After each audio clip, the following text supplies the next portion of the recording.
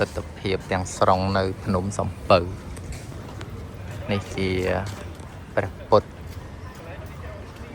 ព្រះអង្គទ្រង់ប្រសូតត្រាស់ដឹងនៅខាងនោះបរិនិព្វានហើយគំនូរនេះគឺ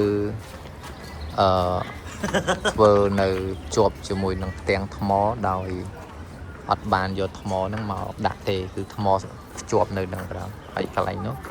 ជារោងព្យាវនៅពេលម៉ោង5ជាង6នោះព្យាវចាប់ផ្ដើមចេញ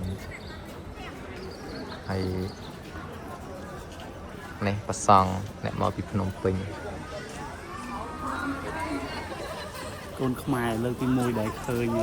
លើកទី1ឃើញភ្នំសំពៅគ្នាមិនដែលឃើញ អានេះខ្មែរខ្វាយធ្វើបានហ៎មែនទេអូយឆាត់មានសតយកមកអើយ ខាត់ឯងនេះ កូនខ្មែរនេះអាចធ្វើបានដែរឥឡូវ